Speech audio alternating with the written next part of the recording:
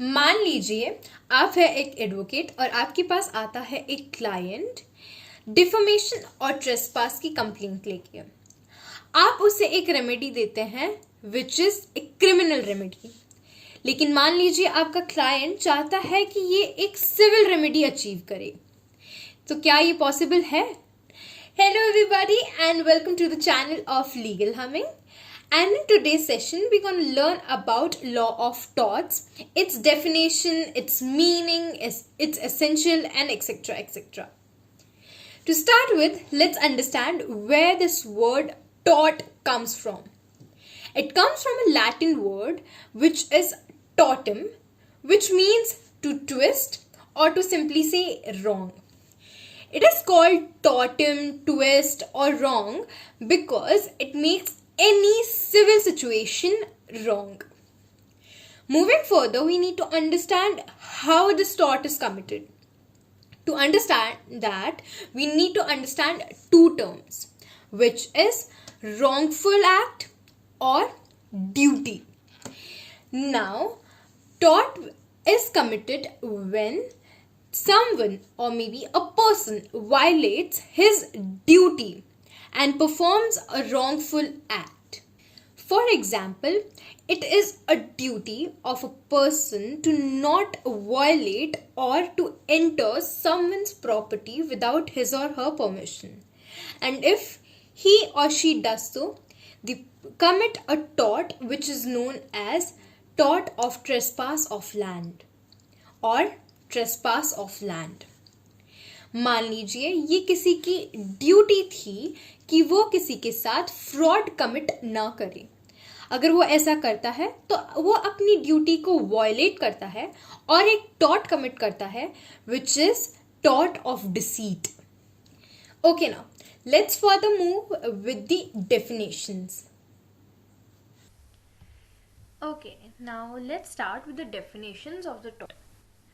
Now the first definition could be arrived from the section 2M of the Limitation Act 1963, which is basically a negative definition. Now what is a negative definition?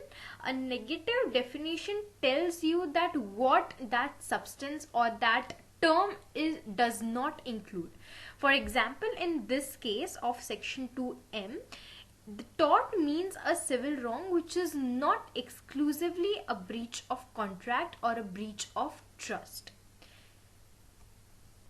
There's another definition by Salmon, and he said that tort is a civil wrong for which the remedy is a common law action for the unliquidated damages and which is not exclusively the breach of contract or the breach of a trust or other merely equitable obligations.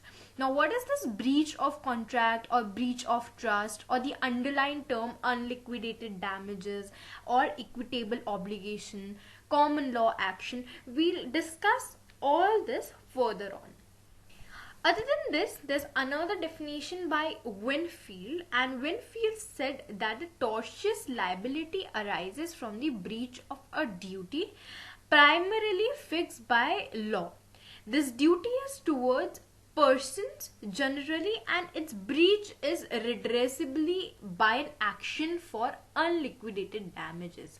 Now when you compare all the three definitions by Winfield, Salmon and the section and the definition given under section 2M of the Limitations Act, you'll consider and you'll notice a similarity which gives the definition and the term unliquidated damages and the breach of duty, breach of contract or breach of trust.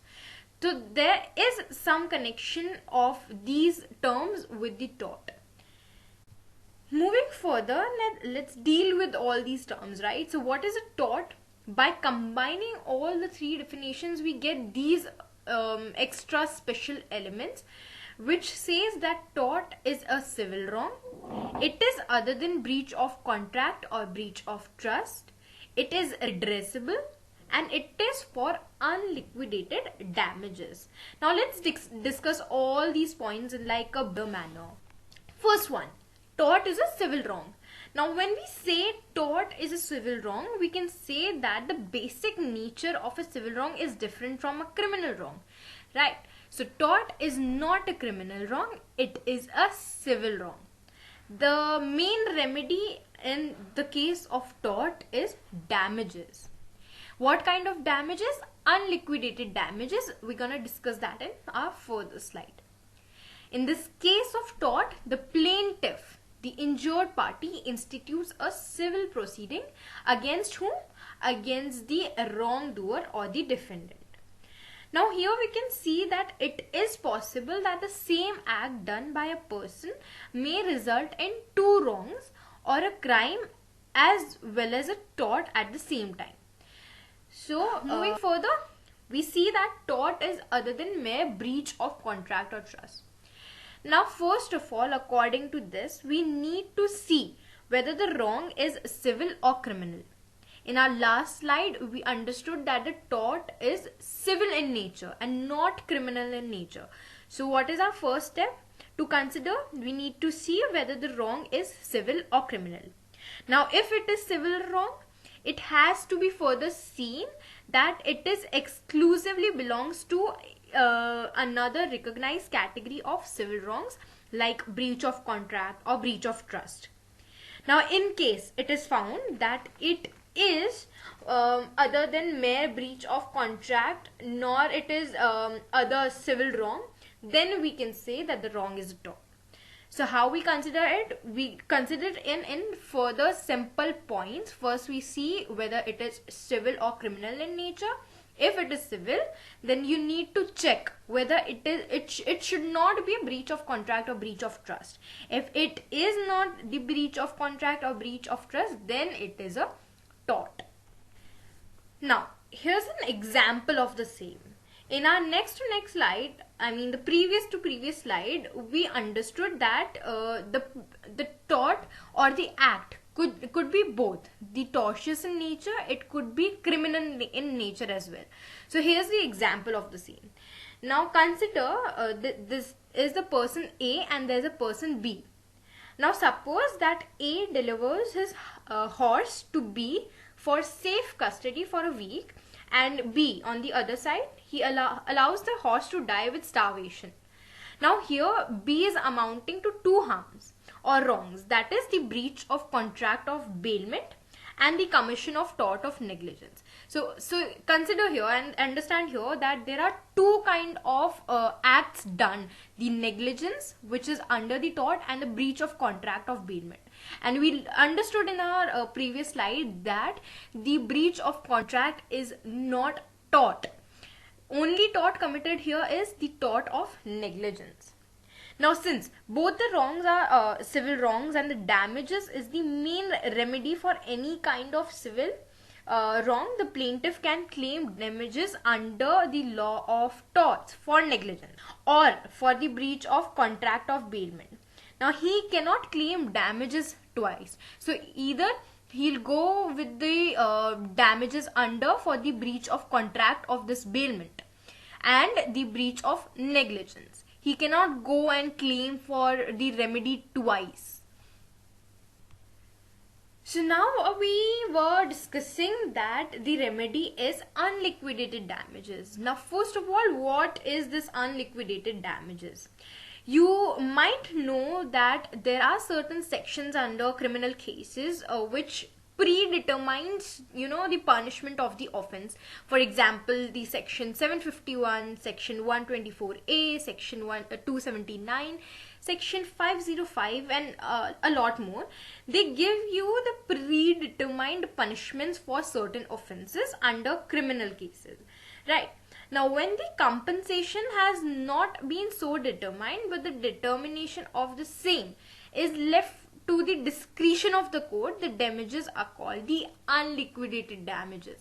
So unlike what happens in the criminal matters, how the punishment is predetermined, it is not the same case with the unliquidated damages. In the case of unliquidated damages, the money equivalent to the harm is interpreted by the court of law, and the sum is paid by the defendant to the plaintiff. And obviously these damages are in the unliquidated form because they are to be interpreted by the court of law. Moving to the last slide of this session, we will understand the difference between tort versus crime. This is a very important question with the aspect of your college or university examination. It is generally asked under 4 or 5 mark question, and it is also very important in terms of your judicial or other competitive examinations. It is generally asked what is the difference between tort versus crime. Now, in case of tort, the proceedings are taken under the civil courts, and in case of crime, it is presented in criminal courts. Obviously, when we say that tort itself is civil wrong, it will be conducted in civil courts, and crime, on the other hand, it is presented in criminal courts. Very easy.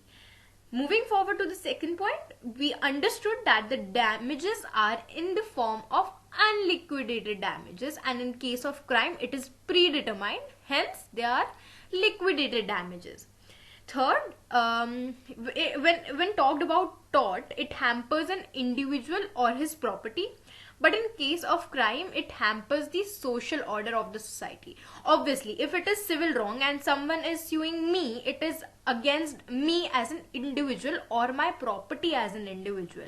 But in case of crime, supposingly murder, when a murder is committed in the society, it creates fear in the society. Hence, it creates, the hamper in the social order of the society. Now, the fourth point, it is mostly caused due to negligence. The tort is caused due to negligence, but in case of crime, it is mostly intentional. When we'll further study the IPC, we'll understand the two terms, that is actus reus and mens rea, which is proved under the crime section. So when you commit a crime, it is generally intentional, but in case of tort, it is mostly due to negligence. And obviously, as we understood that the damages are unliquidated, the tort, under the tort, the aggrieved party seeks for the compensation. But in case of crime, the aggrieved party seeks for the punishment.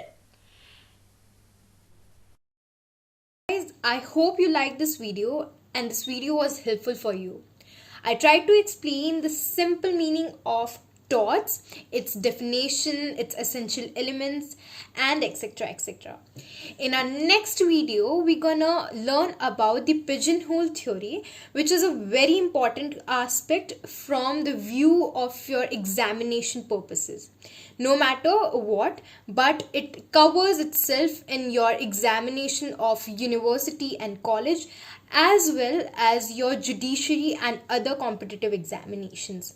So guys, for that, please do not forget to subscribe to the channel of Legal Umming, and if you like this video, do not forget to give it a big thumbs up, and do not forget to turn the notification bell so that you get notified about the videos next and for the further views. Thank you so much everybody. This is me, DESHANA, signing off now. Bye.